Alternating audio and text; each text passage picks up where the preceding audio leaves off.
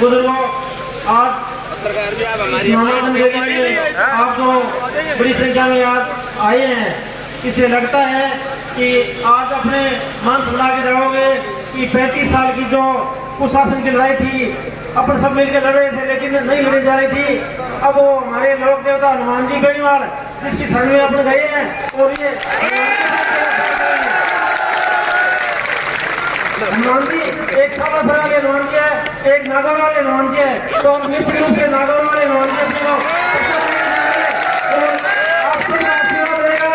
तो इस सदासर की जो 35 साल की कुशासन की लड़ाई है वो हम निश्चित रूप से जीत के जाएंगे। 35 साल तक बीजेपी और कांग्रेस ने दोनों ने इस सदासर को हर क्षेत्र में पिछड़े रखा। कोई विकास का कोई काम नहीं हुआ, चाहे बिजली का काम हो, सड़क का काम हो, चाहे हॉस्पिटल 100 बेड की मांग हो। घोषणा सब बार बार करते थे। पिछली बीजेपी राज में राजेंद्र राठौड़ ने घोषणा की थी 100 बेड की, अब भंवरलाल जी ने घोषणा कराई थी पहले, लेकिन आज तक इस हॉस्पिटल का कोई काम नहीं हुआ। और सदासर की सड़कों की, पानी की, बिजली की, और जो नहर के 56 गाँव जो इंदिरा गांधी नहर से काट दिए गए थे, इनके बारे में पिछली बार भंवरलाल जी गाँव में गए थे तो ये बोल के गए थे, भाइयों मैं आपके अगली बार आऊंगा तो नहर का मीठा पानी पीऊंगा और आप भी अपने गांव में खुशहाल होगे और गांव में आपके सिंचाई होगी। और अगर मैं आपको नहर नहीं ला के दूंगा तो मैं आपके गांव में नहीं आऊंगा। ये कह के गए थे, इस नाम से वोट मांगे थे। और ये भी कह के गए थे कि सदासर को जिला बना दूंगा। आप देख लो क्या बना दिया। भंवरलाल जी ने हमेशा आप लोगों को बेचने का काम किया था, बार बार इस जनता को, सदासर जनता को बार बार बेचा है। मैं खुले चुनौती देता हूँ भंवरलाल जी को, भंवरलाल जी नहीं है लेकिन इसके बेटे को चुनौती देता हूँ कि आप आम पैदा होता है, आपके आँख पैदा होता है, इसलिए नया आँख मत पैदा कर लेना। क्योंकि 35 साल से जो अपने झेल रहे थे ना बार बार, मैं चुनाव लड़ा था तो गाँव के बुजुर्गों ने मेरे को कहा था कि हम अभी 1-2 साल में मरने वाले हैं, आप हमारी बात पूरी करो, हमारा लक्ष्य है भंवरलाल को हराना। तो बुजुर्गों ने मेरे को ईमान धर्म से सौगंध खवाए कहा कि आप इस भंवरलाल को हराओ। तो अब ये मौका आ गया है, इस भंवरलाल तो नहीं रहा लेकिन इसका बेटा जो विकास के नाम पर, अधूरे काम के नाम पर जो वोट मांग रहा है, मैं आपको कहना चाहता हूँ अधूरे काम तो करते तो 35 साल हो गए, बार बार आप राज्य में आए, हमेशा कई बार मंत्री भी बने, लेकिन क्या विकास के काम किए? सिर्फ अपने घर भरने का काम किया, अपने कौम का काम किया, कोई किसान का, कोई मजदूर का, किसी का काम नहीं किया। आपस में हमें भाई भाई को लड़ाने का काम किया, गांव में अपने हर जाति में लड़ाने का काम किया और लड़ा के वोट लिए। और दूसरा पक्ष था बीजेपी ने, जो कि हमारे प्रत्याशी अशोक पिंचा है, उन्होंने वो कई बार राज में भी रहे, एक बार विधायक भी रहे, लेकिन विकास के नाम पर उन्होंने कुछ भी नहीं किया।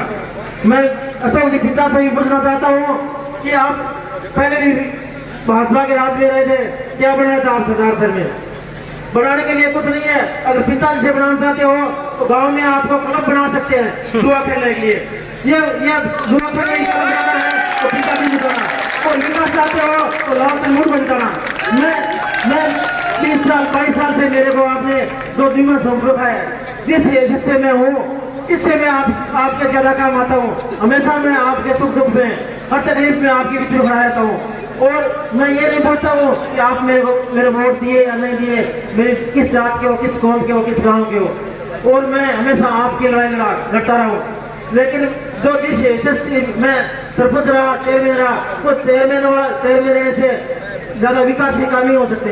डेयरी का हो, पंचायत का जरूर करा सकता हूँ, लेकिन मैं आपकी लड़ाई तो हमेशा लड़ी है, चाहे बिजली की हो, पानी की हो, बेरोजगारों की हो, चाहे स्कूलों के बारे में, हमेशा मैं आपके बीच में रहा हूँ। और जितनी मेरी हैसियत थी, इससे 4 गुना आपको मैंने बल दिया है और आपको नेतृत्व दिया है। इसलिए आप छोटी मोटी बातों को बुला के, मन भेद बुला के, और इस सदासर की पावन धरा को परिवर्तन की दिशा देने, परिवर्तन निश्चित रूप से होने वाला है। आप इसमें चूक मत जाना। और ये परिवर्तन है अभी 2023 की आने वाले विधानसभा चुनाव के लिए पूरे राजस्थान को नई दिशा देगा।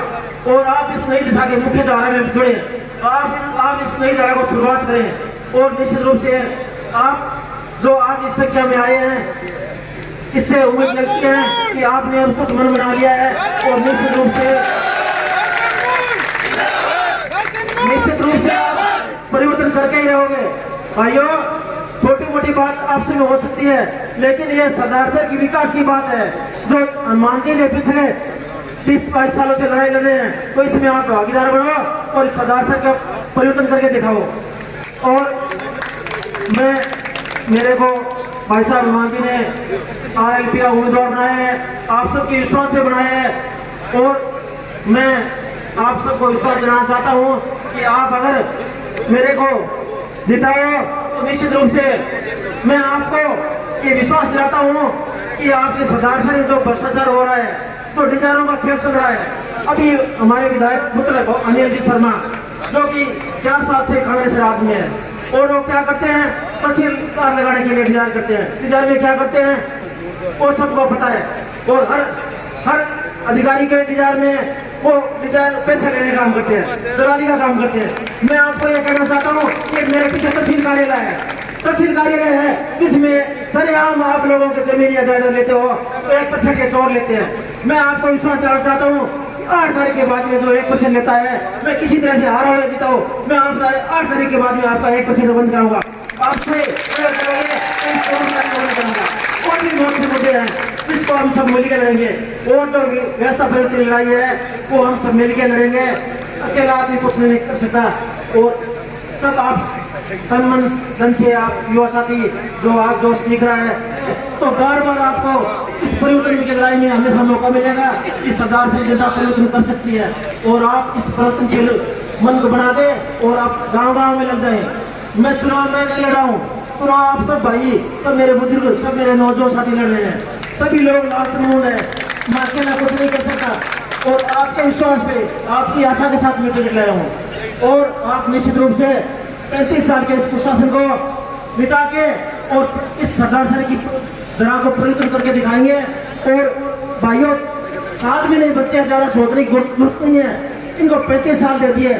मैं आपके बीच में 22 साल से लड़ रहा हूँ, तो आप क्या 10 महीने या 7 महीने मेरे को नहीं दे सकते?